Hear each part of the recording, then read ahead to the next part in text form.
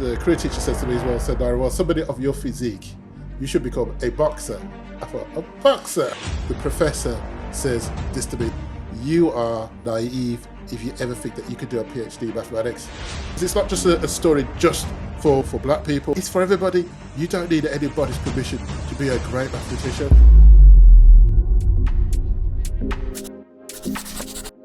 We're joined today by Nira Chamberlain, mathematical modeller, president of the Mathematics Association and mathematics communicator.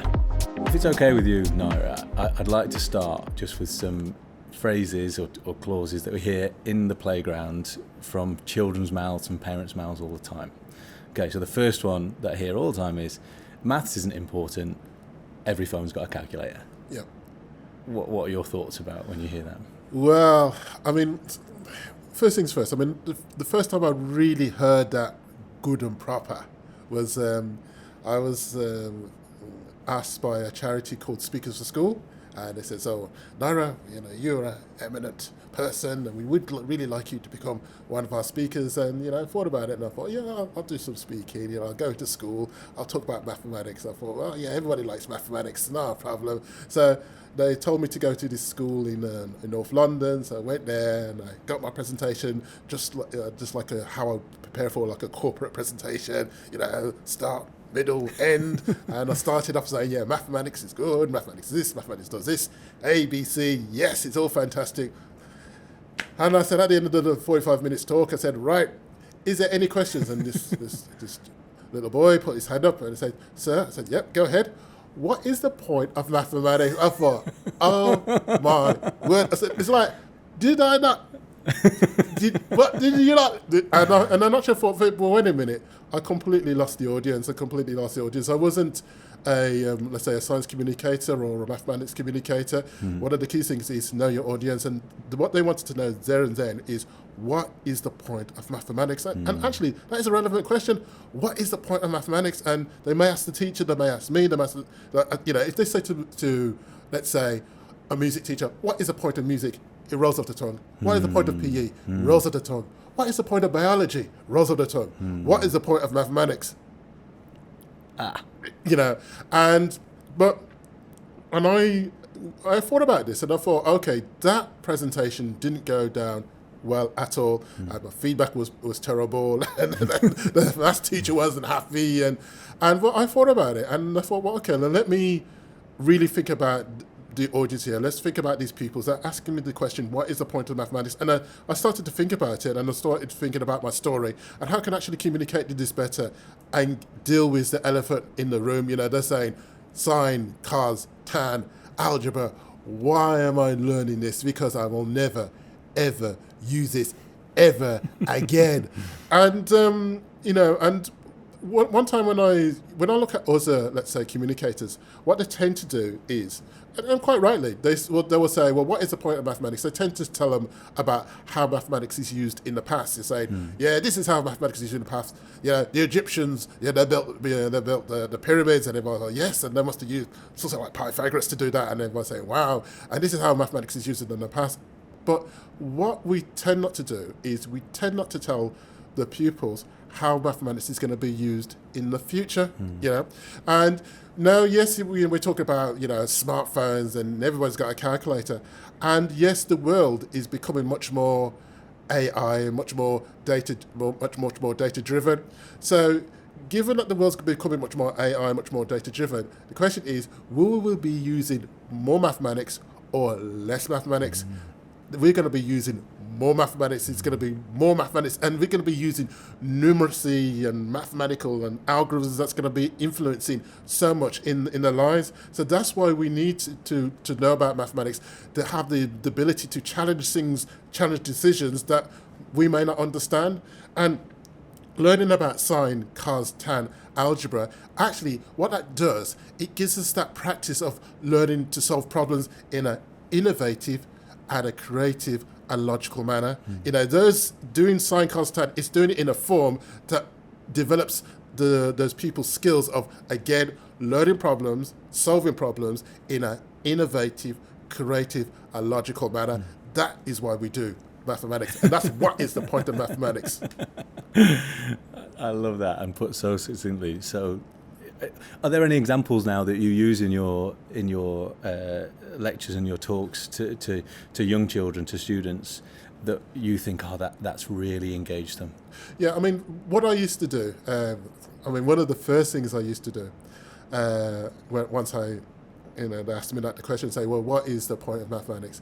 Is I used to have this like a hip hop video, and I had this what's called biomechanics. I had like this computer model of a dancer, and you could show that how the dancer was moving in this stick movement, biomechanics, and it was showing how all the forces was actually being applied under these, and everyone could actually say, look, this is all sine, this is all cos, and this is all tan. You can actually see, and so henceforth when they go to the cinema and see all this CGI, they actually say, wait a minute, all of this is mathematics. All of this is mathematics. Amazing. And also, I tell them about my journey and how I actually use mathematics. So that really and truly, that mathematics is all around, And there's a nice quote that I like, and said, if you go down deep enough into anything, you will find mathematics. I like, there's an Einstein quote about mathematics is the poetry of logical ideas. Yeah. And I think that it's probably not inspirational for children, because they're probably not interested in Einstein. They're much more interested in hip-hop videos and your use of maths there. Yeah. But just that, mathematics is the root of everything. Like, you always find it somewhere. Okay, the next thing I hear in the playground is, I don't need maths, so I'm going to be a footballer. And maths is nothing to do with football. Well, okay, there's two ways I'm going to answer that, and I will come to the Aston Villa one after. I'm going to answer this in two parts. The first part is, once upon a time, I watched Match of the Day, maybe 10 years ago, maybe 15 years ago, and let's say it's Aston Villa playing Birmingham City, and all you do is you just watch the game, and hopefully Aston Villa wins, and then you see the after the game, you have the pundits, and they do the commentary and say, yeah, the midfielder played really well, that was a defensive foul for the attacker played well. That wasn't where it was 20 years ago, yeah? Nowadays, you see all of these statistics coming up, like possession, goals, XG. And you're thinking, what? You can hear the record go, zip, XG. What is XG? XG 1.98. And there's an XG, I think XG, and then you look into it, it says XG is like expected goals. And you're thinking, expected goals, where did that come from? Where did that come from? And because it already alluded to the previous question, where I say the world is becoming much more AI driven. Look at cricket. Look at tennis. Oh, that ball was out. Oh, that ball's about to hit the wicket. Oh, and they're doing that Hawkeye. What is all that? Mathematics. Even going back with, let's say, go back to cricket. Oh, it's raining, and this team is predicted to win. Where did that come from? Mathematics, So looking at this XG figure, XG, there's some sort of formula, AI mathematical formula that shows that mathematics is become much more ingrained into football, into sports. So as a footballer, you're thinking you are actually going to be judged and assessed on your performance by mathematics and statistics, So we've been thinking, I don't need to know about mathematics. They're going to say, well, how many assists? Once upon a time, nobody considered assists. They don't say, how many goals did you score? How many goals did you concede? Now they say, what do you assist? The players are actually being measured by mathematics. So if you don't know about mathematics, you're thinking, and if somebody said, well, you didn't do that number of assists, and you didn't hold the ball in that number of possessions, and you didn't do that number of tackles, I don't really understand. Yes, guess what? Mathematics is going to play a very important part in your football career. It will determine whether you'll stay in that team, or you get dropped, or where you get sold. So, yes, learn mathematics. Aston Villa. I'm an Aston Villa supporter. Yes, I can tell. We've done really well this season, yeah. But once upon a time, we weren't doing really well, and we actually got relegated, and we was down into the Championship, and we took on a new manager. I won't mention his name, and everyone said, yes, he's this new manager. And then after nine games, we had 10 points, and we was close to the bottom of the Championship. And so the Villa leadership decided to sack that manager and bring in a new manager who had a reputation of getting a team into the promotion playoffs, yeah. And our local radio station was going, right, Villa fans, we've got this new manager. What is the probability of Aston Villa making the playoffs? And you're having all of these Villa fans coming up saying, right, yeah, we're going to get 90%. And then they say, Villa fans speaking with a London accent. Yeah, 80%, 100%, 70%. I'm thinking, what? Yeah, I'm a Villa fan, but I'm a mathematician. I'm thinking, where did they get those numbers from? So what I decided to do is thinking, I'm going to write a mathematical model to try and predict what Aston Villa is going to get, what's probability of Aston Villa getting into the playoff. So I wrote this mathematical model, did this Monte Carlo simulation, did the simulation, got the results, sent it off to the radio station. I'm thinking, there you go. That's it. Villa fan, there you go.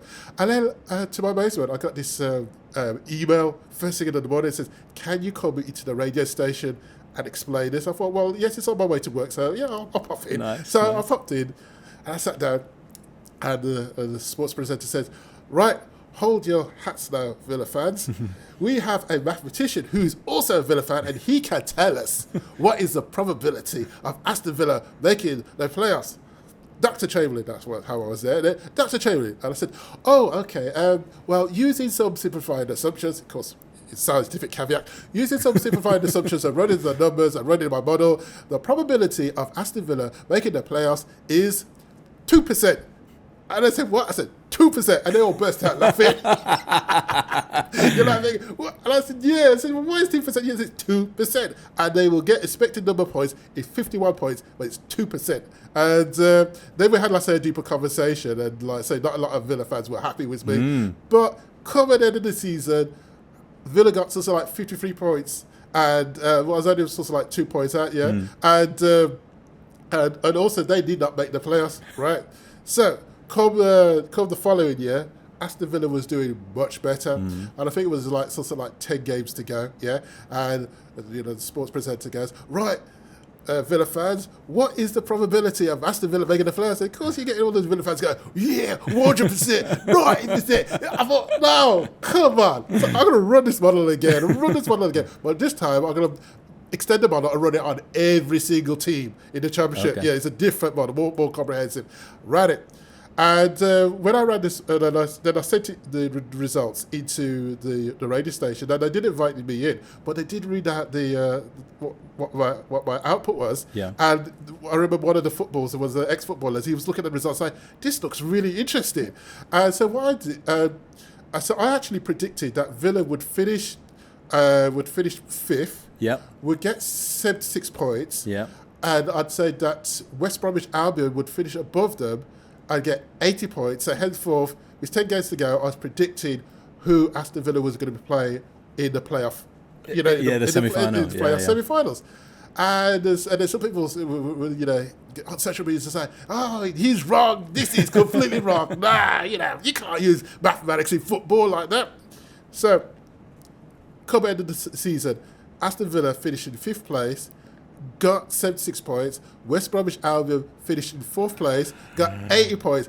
Predicted it right, exactly. Not only did I do that, I predicted the top 5 places correctly. The only place I didn't predict was Derby County, that went on a crazy unbeaten run. And was mid-table and I made it to get into 6th place. So there you go. So that's my contribution to Aston Villa. I gave them full warning who they're going to play. So actually, I saved Aston Villa. You see what they're doing right now. They're doing really, really good. So there you go. I don't need no commission. It's down to you. No, it's down to me. That's for free. That's me. And that's, you talk about running this mathematical model and creating this mathematical model. That's something you did as a hobby, but that's also something you get paid to do. That's great. And that's part of your job at the moment, being a modeler. Yes. So my job is, as a mathematical modeler, some people say, what is mathematical modeling? Mathematical modeling is that you'll see a problem and then you actually will convert it into mathematics. You convert that problem into mathematics, so you make it into a mathematical form, then you solve it, and then you apply that solution back into the real world, and then you see how well it does, then you may have to go through that loop all over again. But that's what I do. I like seeing problems and then convert it into mathematics, and that's what I get paid to do. That's my job. Okay, so I've got this problem where I'd like to know what the lottery numbers are for this weekend. Okay. Can you help me with that? Or? Yes. The mathematical model for that is you're better to save your money and put it in the bag rather than wasting your time than putting it on some lottery. There you go. That's an easy mathematical model to that. Thank you very much. Nice logical statement there. there's a mathematician, Sir John Kingman, and he says mathematicians are better if they stay a bit childish and play the game as a game. The key to teaching mathematics is to not flood people with practical problems, rather to say it is the best game that's ever been invented. Yeah. Do you think that's the way forward in schools? Yes. I mean, I think the idea, like almost like say gamifying, mathematics, and just saying like here's a problem. Yes, sometimes we focus too much, not doing the criticizing, but sometimes we focus too much on speed and accuracy. Totally agree. Get this problem, solve it now. What do you understand? Don't worry, solve it. Yeah. And then find the answer. Yeah. And then also, what you're teaching students is you're teaching them to memorize, but not to understand. Now, correct me if I'm wrong, but I'm sure that if I go up to a 9-year-old and I say to them, tell me the alphabet, A, B, C, D, all the way up to Z, yeah? If they can do that, I can show them any mathematical formula and tell them to memorize it, and they will be able to memorize it. If they can memorize the alphabet, they'll be able to memorize any mathematical formula. Now you're saying, what do you understand? Do you know what I mean? Yeah? So, yes, I mean, mathematics is, there was a nice quote that's saying that mathematicians are not those who find mathematics easy. A mathematician is those who sees a problem and never, ever quits. That's a mathematician. I thought, yes, that's a mathematician. Yeah. So it's actually, if you see these those who like, who like into games, doing gaming. Do they? I don't know what other games are out there, but let's say they do gaming. I don't see them going to game and saying, "Oh, I lost my life. We've seen 2 seconds. All right, that's it. Oh, I'm sending this game back. Yeah. I've given up. Oh, this game is not relevant." Do you know what I mean? That's the same with mathematics. Is you do mathematics, you see the problem. I get the problem wrong, and then you ask the question, so why did I get the problem wrong? Yeah. Did I make an assumption wrong? Am I using the wrong formula? Did I make a numerical mistake? That's all part and parcel of being a mathematician, and that is an important life skill. Is it an important life skill? It makes me think that potentially we need to pose more problems to children that they can't solve, because we find this, especially with some of our most talented mathematicians, in any year group, that you give them a tricky problem and they get stuck and they don't like it. Yeah. Because they're not used to being stuck. They're used to just knowing everything straight away and they can just work through it, and they don't experience that I'm stuck. And then if they do get stuck, they think that's a negative thing. Yeah. And we need to reshape that, remodel that, don't we, as that's a positive. Yeah. Let's think about what we do know, how else we can approach this problem. And sometimes, let's say, for instance, it's almost like bringing much more mathematical modelling into the curriculum. So one of the questions that I've posed and written a recent paper on is, here you go. This is what you could do with pupils in school, and secondary school, and saying, how many seats should I have in my canteen? I'd ask them, how many seats should I have in my canteen? I'd say, well, first thing, saying, well, how many children are there in this school? Well, 200. And then they're saying, oh, we should have 200 seats. I say, okay. And then you ask the question, so, well, do all those children, do they go into the canteen at the same time? And then you started framing it, and then you start talking about people coming at a different time and how many. Again, it's asking those questions. Now that is being a mathematician. A mathematician. The question, let's say, oh right, get this number to multiply that number. Yeah, that is the building block, but that is only part of it. The whole universe of mathematics is that poetry of logical ideas that is useful for the life, because at the end of the day, we will encounter things that may be logistical problems, financial or whatever, that we or statistical analyze, that we do need to do that poetry of logical ideas, and the art of, let me say, the art of problem solving. Show me somebody that does not want to do the art of problem solving, and I'll show you somebody that will be dependent on everybody to say, give me the answer, give me the answer, give me the answer. I need the answer, I don't understand, give me the answer. And they will not be they can't influence the decision. They will be just the receiver of decisions.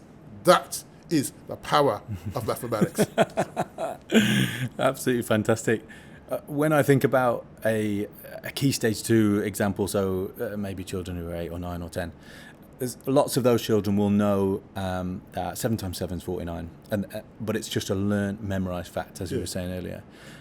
And maybe we just need to pose some problems around that and get them to not just be happy that they know 7 times 7 is 49, but what else does that tell us, and how can we apply that elsewhere? Because some children then won't know other facts in their 7 times table. And maybe if they were familiar with the 7 by 7 array and they were able to manipulate that, and I love double-sided counters for this. So looking at 7 times 7 and just breaking it up, what we would know as the associative law of multiplication, but children just thinking about, I can break this into 5 times 7 and 2 times 7. And now any number in my 7 times table, if I know 5 times that number and 2 times that number, I've got a strategy, and I can apply that understanding to other numbers, rather than, I know 7 times 7 is 49 because I've remembered that one, but 8 times 7, no, not got a clue. Or 13 times 7, that's not in the 7 times table, because our 7 times table only goes up to 12 times 7. Yeah, I do remember probably my first, not numeracy question, but I can remember my first mathematical question I received. It would have been either in nursery school or infant school. And I remember the teacher, whether she was brave or whether she's been innovative, she said in front of us, and she said, okay, is 3 plus 2 equal to 2 plus 3? And I remember looking at it, and you're hearing all the biggest voices in the room going, no! And you have somebody going, yes! And I'm looking, 3 plus 2, that 3 equals 2 plus 3. Well, I'm looking at it, that 3 over on that side doesn't look like that 2 on the other side. So I'm shouting, no! 3 plus 2 does not equal 2 plus 3. Do you know what I mean? Because I'm looking at it from a picture, but it's that whole understanding, and then she actually explained it, because I'm sure we was guessing and we shouting yes or no, yes or no, but and then just showing that 3 plus 2, when you add it up, and it equals 5, and when you add 2 plus 3 and you add it up, it's 5. So it is the same. That was my first bit of aiming about understanding, as opposed to speed and accuracy. When you emphasize speed and accuracy, all you're doing is memorizing. But the problem with memorizing is when you come across a new problem which is novel, which is not established, what are you gonna do?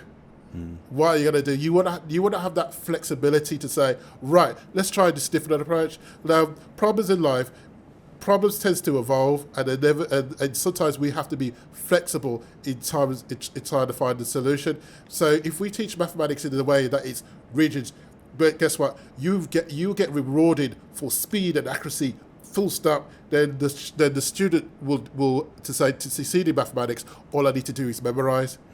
And then once they've memorized it, and I come across a problem thinking, I've never seen this problem before, because I don't understand. I don't understand, and that's what I would like to see, where we can actually test understanding, because that's where the beauty of mathematics is. Whether pure, applied, mixture or two, it's the understanding. That's the beauty of mathematics. And then you get to that stage where you say, then let me experiment, and then let me generate my own problems and experiment, and let's see what I can find out which is new. But once you memorize, I'm memorizing it. But that's it. Where does the creativity, where does the innovation, where does that come? If you just solely say memorize, mathematics is purely about memorizing. No, memorizing, guess what? That's what the computer's there for. That's what the computer's there for. If you're memorizing, we were talking about jobs, AI jobs, jobs on the threat from AI. It's all those things that you're memorizing. We just put it on the computer. There's a computer for. Do you know what I mean? Away, but that creativity, that flexibility. There are certain things that AI can't do. We talk about that gentleman.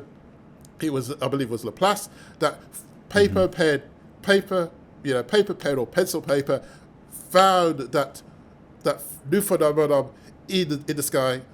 Say out there's a body that not even light can escape from it. Now, he didn't know that it was called a black hole, but he just said this is a phenomenon. Now, if you said to AI, find me a new phenomenon in space, AI wouldn't know what to do. But if you say to it, can you discover me a new planet? Well, it says, given that planets have this property, and we see that this star tends to wobble because there must be a planet or a moon, this is what I'm looking for. But you have to give it specific instructions. But to say, find a new phenomenon in space, which we do not know about, AI can't do that. And somebody memorizing can't do that. But this creativity creates new knowledge. And that new knowledge, once it's founded on a logical foundation, then you say, we got something. That is the power of mathematics. Can we fast forward to a time when you got some careers advice? About 15, And so I went to the career teacher, and all right, career teacher. The career teacher says, okay, what would you like to be when you grow up? I said, oh, well, I wouldn't mind doing something that involves, let's say, mathematics and logic. And he goes, well, the career teacher says to me as well, said, Nira, well, somebody of your physique, you should become a boxer. I thought, a boxer? I thought, yeah, you should become a boxer. Now, at that age, when you're around about 15, you've probably, even though you don't, some people don't think so, you tend to put your teachers at a higher level. You think that the teachers are the font of all knowledge, yeah. So I went home and told my parents, told my father, I said, look, yeah, the teacher says I should become a boxer. And my dad says this, he says, Nira, so he says, yes, Dad, you don't need anybody's permission to be a great mathematician. I thought, what? He said, yeah, you don't need anybody's permission to be a great mathematician. I said, well, the teacher said I could be a boxer. I said, no, listen, you don't need anybody's permission to be a great mathematician. Now, my dad worked in a car factory, so I didn't there's a teacher, wrong assumption there by me, but I'm being honest. That's what my thinking was at the time. And so I was only, let's say, half believing what my dad said, So I decided, actually, I will go on and do my A-levels, and then I went on to do my degree, and I was very much, let's say, a fan of mathematics, but I was always thinking, there's this career teacher that says, be a boxer, and one of the things that's not known is a number of people have actually repeated that a number of times and say, oh, Nira, you look like a boxer, or you should be a boxer. And, oh, Nira, have you thought, you look at your jawline, you should be a boxer. Doctor says, oh, you got this jawline, you should be a boxer. Or a teacher, even I remember a lecturer at a university said, Nira, you should be a boxer. But I do remember what my dad said. He says, you don't need anybody's permission to be a great mathematician. And it was the only time it really hit home to me was when one time I wanted to do a PhD. I thought I got to the stage where I was encouraged to do a PhD. So I went to a university and said, no, I want to do a PhD. Did my application, got invited to the interview, and the professor says this to me. He says, Nira, you are technically weak and naive if you ever think that you could do a PhD in mathematics.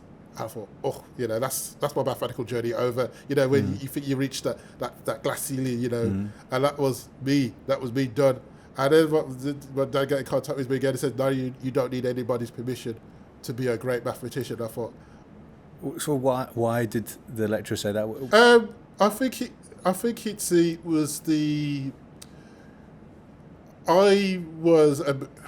was a combination of two things. Was I weak?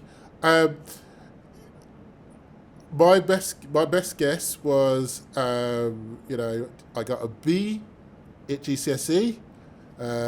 Didn't do that well in my A levels, but I did reasonably well. I did reasonably well in my mathematics degree. Got a master's. I was much more of a mature student. Come then. So was he thinking? And I will use the word diversity in all different dimensions. So was he thinking about the typical student that to do a PhD is maybe somebody that's done well at GCSE, done well at the A levels, done very first class at a university, and they're 21 and they're coming in to do a PhD. Do you know what I mean? So so I'm older. I've got this, and it seems like my experience out in the industry didn't really count. So maybe he had this notion of what a successful PhD student looked like, and maybe there's this person that's coming in who is older, doesn't look like a mathematician, probably look like a boxer. You know what I mean? Growing up when you did, there were prominent boxers on the television. Yep. And you're a boxing fan. Oh, yep. And lots of these boxers look like you. Yep. From similar backgrounds to you, big, muscular black men. Yeah. Was that the career advisor's thoughts? Looking back now, do you think? Yeah. Is this subconscious racism? Yeah, I'd say he looked at me, and I mean the boxer at the time at the time was that everyone was talking about was Muhammad Ali. You know, I am the greatest ever, said Muhammad Ali. Muhammad Ali was articulate, and he said, I am the greatest. And just to go on a little bit of a tangent, you know, about Muhammad Ali. When Muhammad Ali says, I am the greatest, he wasn't absolutely saying, I'm the greatest boxer, but what he was saying to everybody is, I am the greatest version of me. I'm the greatest version of myself. And he's telling everybody, be the greatest version of yourself. You know, I am the greatest. Now, Muhammad Ali lived in a time when, you know, let's say African Americans were living in challenging times where they couldn't be the greatest version of themselves. And this is what Muhammad Ali said, I am the greatest version of myself. So yes, being black, you know, probably wasn't as muscular as I was then, but probably was getting into that mode. Yes, actually, I was probably bigger than most. Do you know what I mean? That's what they're thinking. Well, actually, the most successful route for you to go down is to be a boxer. So, you know, I would have to say, you know, I can state the facts and people can make up their own mind, but in my mind was it to do with race? Yes, it was to do with race. Was the professor, was it to do with race? It probably was to do with race and other things as well, but it was all to do with diversity. This is what I believe is what a PhD student looks like. They have this background, they do this, they do that, A, B, and C, and that's what that gets point through. And it is so wrong, because at the end of the day, as a country, as a world, we're faced with much more. We're going to be faced with challenging problems, very, very, very challenging problems, and we're talking about climate change. We're talking about the cost of living and other things. We can be faced with challenging problems, and to solve those problems, you need a diverse team, diverse thinking, diversity. You know, we're not talking about innovation. Innovation comes from diversity. It's about, let's say, you know, you're from Yorkshire, I'm from Birmingham, but we sit down and we talk, and there's ideas that we could come up with from your experience that I don't know, my experience that, you know, we combine something together that comes up with a solution to a problem. Because at the end of the day, I'm very much my mathematical strength is I'm a product of diversity by meeting so many diverse mathematicians, scientists, and engineers from all around the world who've been telling me, saying, and I've got this idea, and those kind of ideas, and then we combine it together. What my career teacher said there, he said, you call it subtle racism. Maybe he didn't know at the time that there was actually black mathematicians working for NASA. Do you know what I mean? At the time, you know, Katherine Johnson was working for NASA at the time when he said that statement. Did he know that? No, maybe because she was a hidden figure, but that was the thing at the time. You know, was that professor? You know, he looked at certain this point A, B, C, and D, and decided that I could never do a PhD. Do you know what I mean? Thank you for sharing that. It feels ironic that he told you were naive. Yeah. I don't think you were the naive one. There's a 2007 report by Warwick University, and this is into the achievements of ethnic minority pupils at secondary school, and it found that even when a child's family circumstances and prior attainment were taken into account, Black Caribbean students were only 2/3 as likely as white students to be entered for the highest level of maths exams at 14.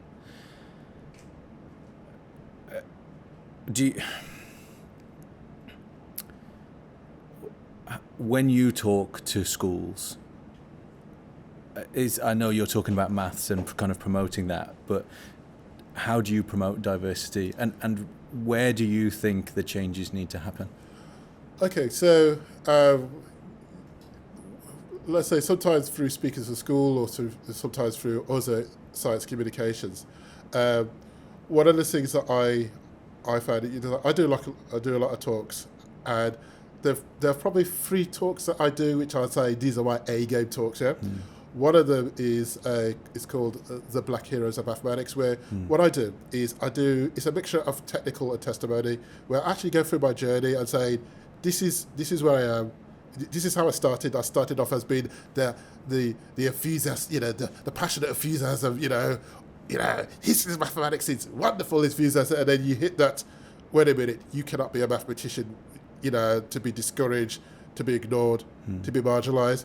And then you get to that point where you actually get that idea of actually thinking, but wait a minute, what my parents said was right. And get that challenge and thinking, actually, I should be a mathematician, and pick it up and go for it.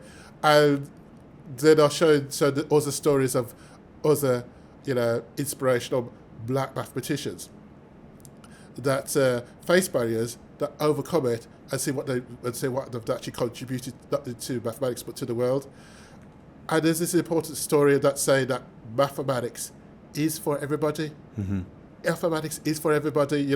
Though I talk about black mathematicians because it's my lived experience and I'm talking about his passion, the big story out there, the big take home is that mathematics is for everybody. And no matter who you are, you don't need anybody's permission to be a great mathematician. And I've had mathematicians who are of different race, different faith, different diversity, and they come up to me and it says, Nira, you spoke to me. I don't need anybody's permission to be a great mathematician. I had a good friend, Mexican, comes up to you and says, Nira, I don't need anybody's permission to be a great mathematician. It's something that they've picked up and run with, because it's not just a story just for black people or for people of African descent. It's for everybody. You don't need anybody's permission to be a great mathematician. I've heard you say that talent is distributed evenly, but often opportunity isn't. Yep.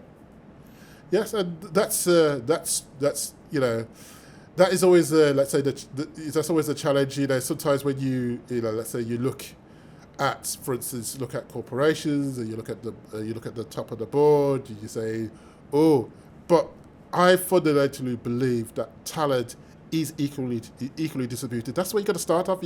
Everybody got to start off with believing that talent is equally distributed. So, if I sit with a mathematician, they may not, somebody that says a mathematician, they may not look like me, they may not sound like me, different background, different class, but I sit with them and I says, okay, so let's talk mathematics, because I do remember one time I met this when I was doing my PhD. I remember meeting this Iraqi mathematician, female, different background, different race, different class, everything different. But the only thing that we had was mathematics, and we was talking mathematics. God, like a house on fire. Do you know what I mean? And she gave me ideas of how I could actually accelerate my PhD. That's the beauty of it. That's the beauty. That's the beauty. Mathematics is that universal language where you can talk to anybody around the world. Do you know what I mean? And to think that only one group has a monopoly of mathematics. This group has the monopoly of all future mathematicians will come from just this group. All mathematical problems will come from just this one group. Then what happens is you're actually hurting the field of mathematics. The whole of mathematics gets hurt by that. It makes me think, I spent a lot of my teaching career teaching in really deprived areas of Barnsley. Yeah. And I spoke to Sonia Thompson recently, and Tracy Adams, and they teach in St Matthew's School in Nechells, quite a deprived area of Birmingham. And what you're saying just makes me think, you're talking about mathematics and depriving the field of mathematics.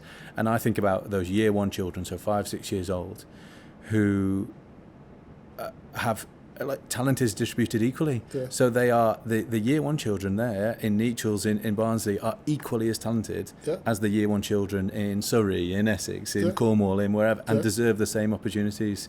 And wherever we teach, we should be looking to nurture those opportunities. A number of years later, when my son was going to infant junior school, a teacher asked my son, what would he like to be when he grow up? And my son said, oh, I want to be a mathematician. No. And then the teacher says, well, actually, you should become, you'll never become a mathematician, but you might grow up to become a singer. And he goes, oh my word. And We've moved on now. We're not boxers anymore. We're singers now. Yeah. And so when I heard that this, I was mad. I was angry. Being a father, can you imagine somebody saying something to your child? You're mad. I wanted to go to that school, find that teacher, and give that teacher a piece of my mind. Say, how dare you say this, to limit it? And I'm thinking, but stop. slow down. Stay calm. Stay calm. Isn't this what happened to me at my school? Isn't this what happened to me? History repeating itself.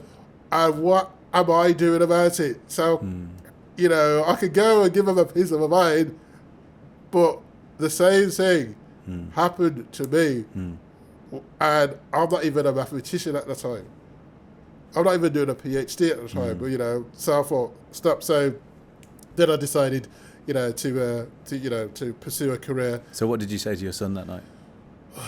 I just said, I probably said something like this, "Oh, you don't need any. You can do anything that you want to be. Don't worry. Don't let anybody tell you, to do that.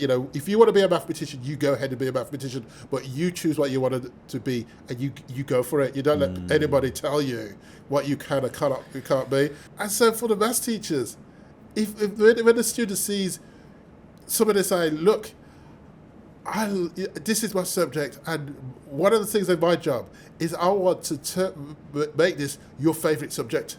Yeah, that's the challenge. My challenge today is to turn this subject to be one of your favourite subjects. That's can a maths teacher do that and look at the students like, "This is my contract. I'm going to make this subject your favourite subject." Away we go. So we had Ofsted in 2016 at the school I was working at then, and Ofsted go around and they asked the children what their favourite subject is. And previous to this, we'd had probably about 2 years we'd been on our kind of mastery journey, and part of that journey was just flooding the classrooms with manipulatives and allowing children not to just work in the abstract, but to see and feel the maths in all classrooms and all children. And I tried to implement where we had the fluency, so we had the times tables and the number facts and things like that. We had problem solving, because I think we've always done word problems relatively well, and then other types of problems as well, and some lovely types of problems. But then we had a real focus on the reasoning and using the manipulatives to talk through our ideas. And there was lots of really like no pressure maths, where we just kind of posed an idea and asked the children to think about it and what do they notice about it, and they really enjoyed that. And then 2 years later, Ofsted came around and they said they questioned the children about what your favourite subject is, and lots of people said science and PE and things, but the number one subject in the school was maths, and that was a really deprived area of Barnsley, but they just had that attitude of, oh, this is fun, it's investigative, there's no timed element, there's no mass anxiety here, we're just finding out together. That was the key question. What do you notice? That was always, you tell me, what do you notice? It was lovely. The Institute of Mathematics and its Applications and other professional bodies that you're part of, I know you're the president of the Mathematics Association at the moment. What's the aim of those bodies? One of my gripes was when I was doing Sudoku, when Sudoku was at its height. How did they market Sudoku? This has got nothing to do with mathematics. Please play this game. It's got nothing to do with mathematics. Mathematics is, and I will say this, mathematics is indisputably the greatest subject in the world, full stop. Indisputably the greatest subject in the world, and we mustn't be ashamed to tell the children, the pupils, and everybody that mathematics is indisputably the greatest subject in the world. You go down, and like I know I keep saying this before, but I'll say it again. You go down deep enough into anything, and you will find mathematics. You will find mathematics. You'll find mathematical patterns. You see how insects and they organize their communities. It's all based on mathematics. You look at you look at how these birds go flocking. It's all based on. You see the pattern. You see the mathematics in nature, the Fibonacci sequence. It's all there. And we go down deep enough and we find maths, and I feel like we can bring maths to the surface as well.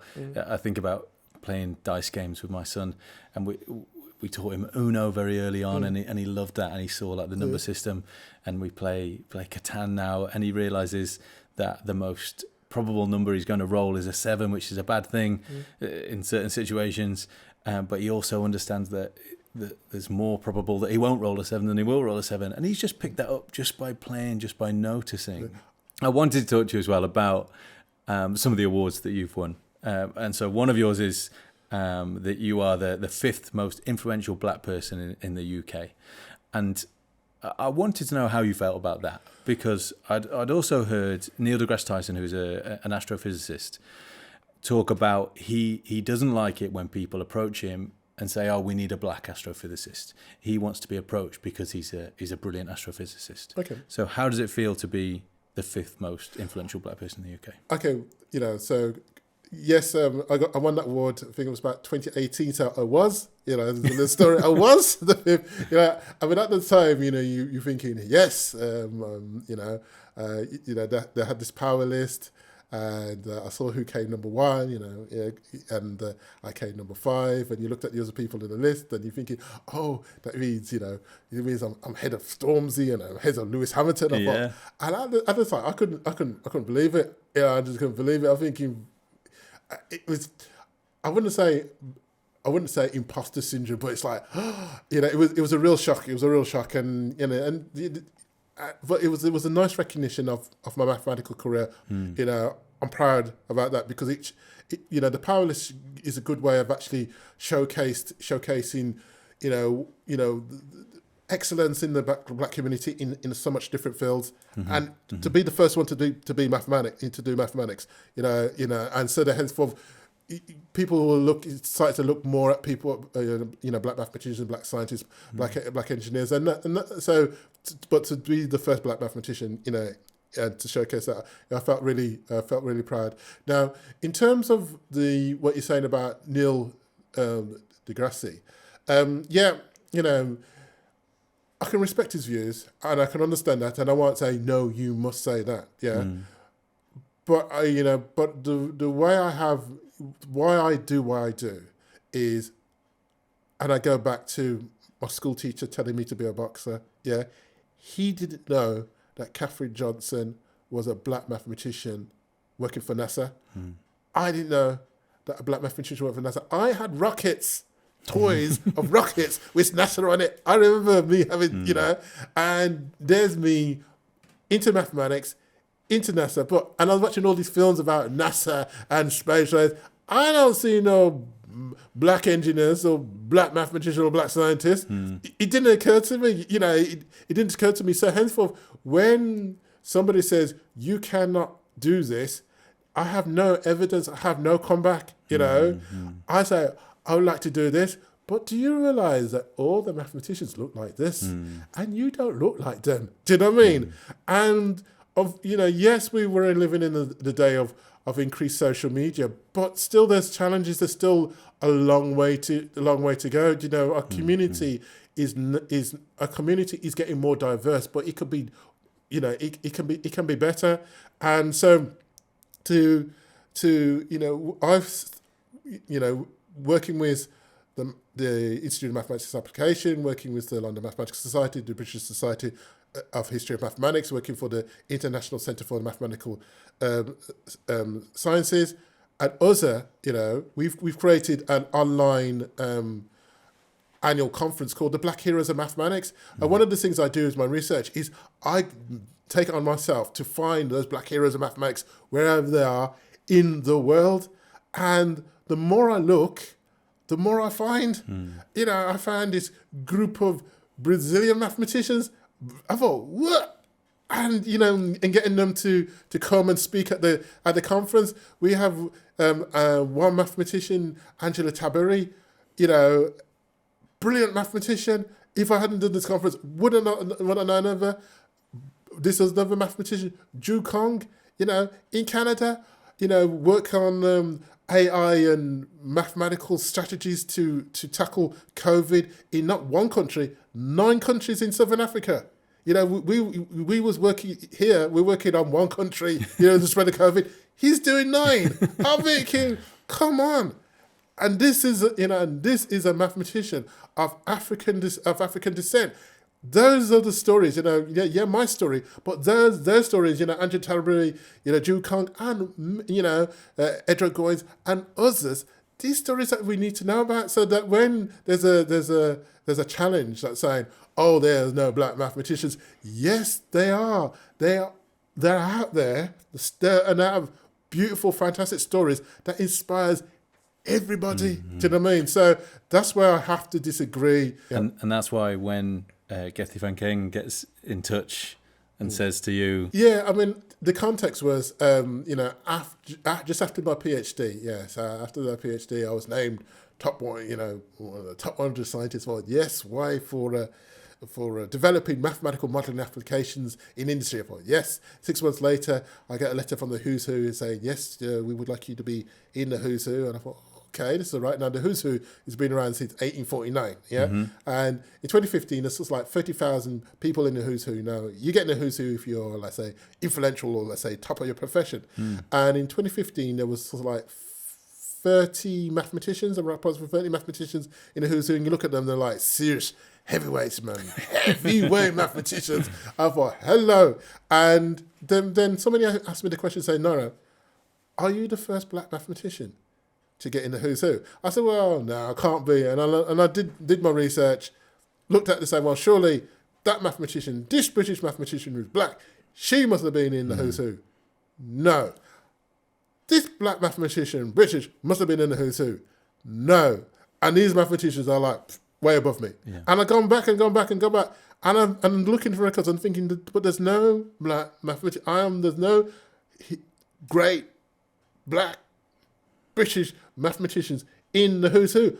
I'm the first black mathematician in the Who's Who. Thought, okay, I'm the first black mathematician in the Who's Who. Not saying that I was better than these other mathematicians. It just so happened.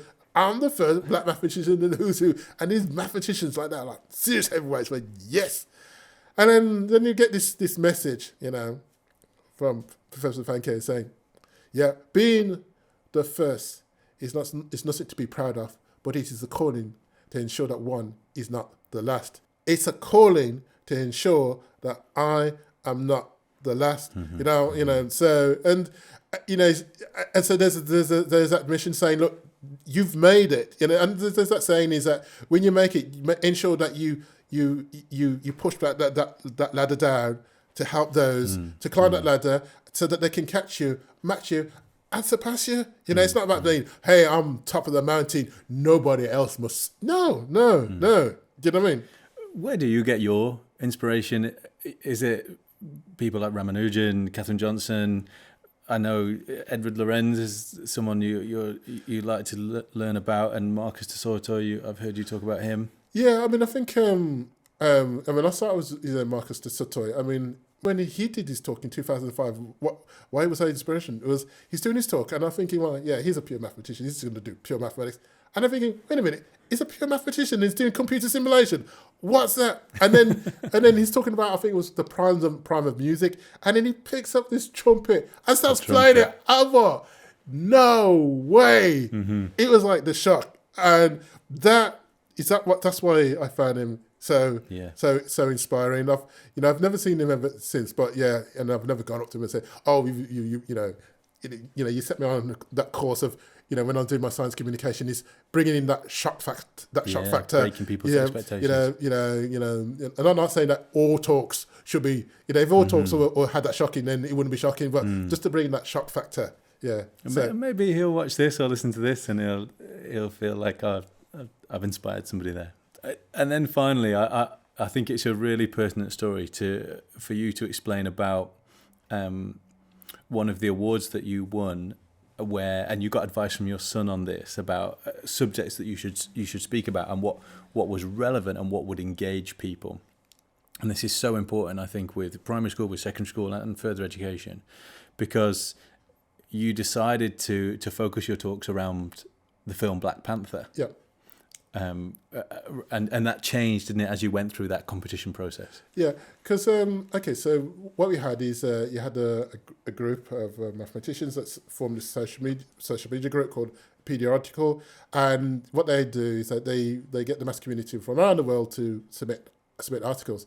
And I think they were one time they were running low on articles, and they're thinking, oh, it's coming up to, let's say, the 2018 World Cup, being inspired by the 2018 World Cup and being inspired by Wimbledon. They're thinking, can we put on, let's say, a tournament? Let's put on a tournament when we have all, let's say, these mass communicators coming, and they will submit that article, and then we'll put it up on the internet on this website, and the general public will vote for which articles they find most interesting, and the one that gets the most votes after 48 hours will then go on to the next round. Yeah, knockout. Yeah, so knockout. So they invited these 16 mathematicians, and they had most of them. I think half of them was from this country, the rest were from around the world, and they mostly were mass communicators, and some of them worked for science programs, and away we go. And then they invited me, and I said to them, well, look, I'm not a I am a mass communicator, but I'm not a mass communicator. I don't do it full time. It's not my full time.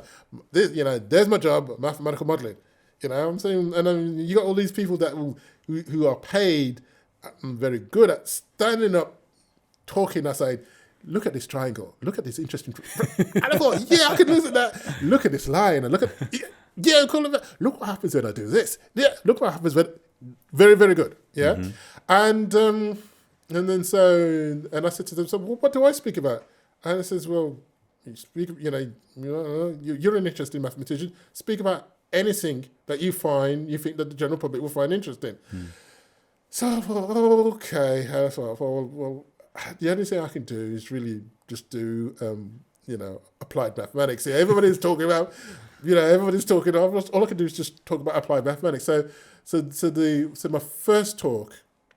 I didn't think I was going to get past round one. My first talk was on Formula One and had to stop wheels falling off from it, Nice. And I thought, well, at the end of the day, these mass communicators, they're much better mass communicators than me. They can talk, articulate. I think, I can't really do that. So what I did is just did the presentation, had some music, and just showed, so they can actually see almost the poetry, the logical ideas, that logical thought process of say, this is how and you had this nice background music. And so I was fortunate that I made it to the second round. And I thought, I've made it to the second round, but if I make it to the final, that means I've got to do, a number of different talks. Yeah. And so I'm thinking, well, so I know I can do the Black Heroes of Mathematics. And I'm thinking, well, Black Heroes of Mathematics was one of my best talks. Can I make it into a 10-minute talk? Yeah. I thought, I could do that 10-minute talk. And the Black Heroes of Mathematics, that is my best talk. So maybe if I do make it into the final, because I was looking at who was strong on the other side of and I felt Matt Parker, he's gonna get into the final. So maybe I could do them. And then my sons, were saying, no, Dad. I said, actually, you know what your best talk is for this competition? I said, what it is? It says, your Black Panther talk. I said, my Black Panther. I'm thinking, but I've only done that once. I've only done it once. And it wasn't even it was hardly on the presentations. I've only done it once. And what happened was that I was invited to an event down in London. And what I did is I just showed, my presentation was, I just showed one figure for my MSc, which was called Impact on an Adhesive Joint. I said, look at this energy, and this is how, if you impact this material with a certain energy, this is how the energy gets dispersed. I said, by the way, do you realise that this is quite similar to the Black Panther suit in the Marvel? Yeah, and I do remember watching the Black Panther, and I'm looking at the suit and thinking, isn't that my MSc thesis? That I did. In the bottom corner, just a little credit, Nira Chamberlain. No, there's no credit. I mean, isn't that my MSc thesis that I did 25 years ago? Which, because some PhD material scientists, they came up with some crazy idea of actually dispersing their energy. And I said, can you do the mathematics to it? And I thought, that's crazy, silly idea. And I did the mathematics and submitted and got the MSc, and I thought, then I just got the book and put it away, and I said, I'm not talking about that ever again because it's like, I'm so embarrassed. This is a crazy idea. I done the mathematics, got the MSc, put it away, and then I picked it out and looked at it thinking, but isn't this the mathematics that explains the SIP? And I said, well, why don't you do that and then my son said, well, that would be your best talk. And I thought about it, and because I was getting through, and I thought, well, I did the Black Heroes of Mathematics. I did this in the second round, got through, did this something which was related to my PhD, got through, and I'm thinking, right, okay, so let me have a look at this. And I was seeing who was coming in the final. I thought, Matt Parker. A million followers. All he needs is just a small percentage of those million followers that don't even look at my video. And he's won. That's it, no problem. So I thought, and I'm thinking, well, because I still hadn't made up my mind, because I hadn't really done this talk. It was just a throwaway marker. Oh, yeah, by the way. Yeah. I was thinking, well, how am I going to, this is probably with my consultancy hat on, my mathematical consultancy, right? How can I actually appeal to get his supporters actually just to even just look at what I'm doing? I'm thinking, well, I'm surely they will be into Marvel, so maybe that might work. And so I did this. Explain.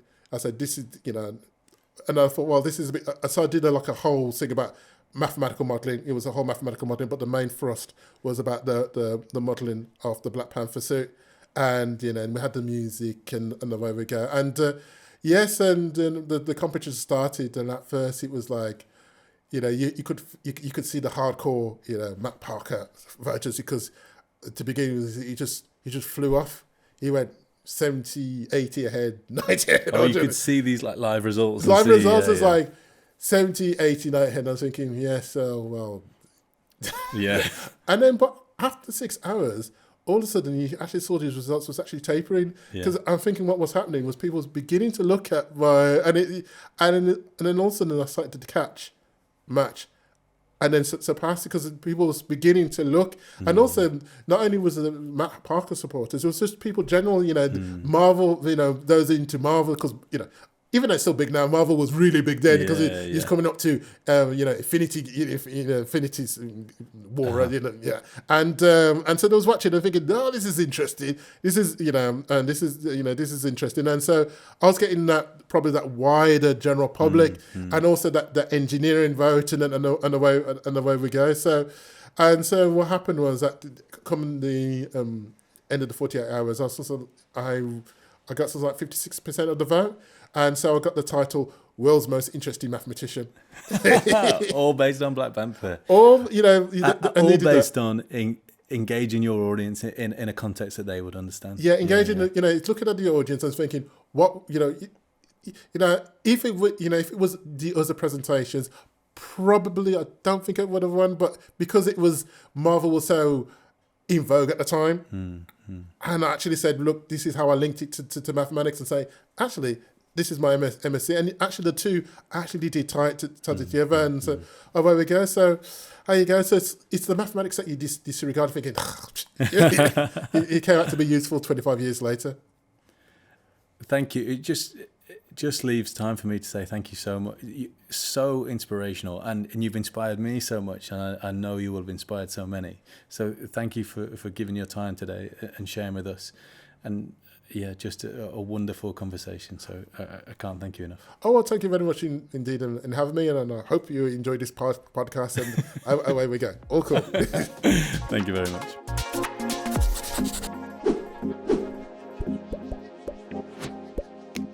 What do your children aspire to be, and which barriers have you overcome in your career? Let us know by emailing podcast@whiterosemaths.com or on any of our social media channels.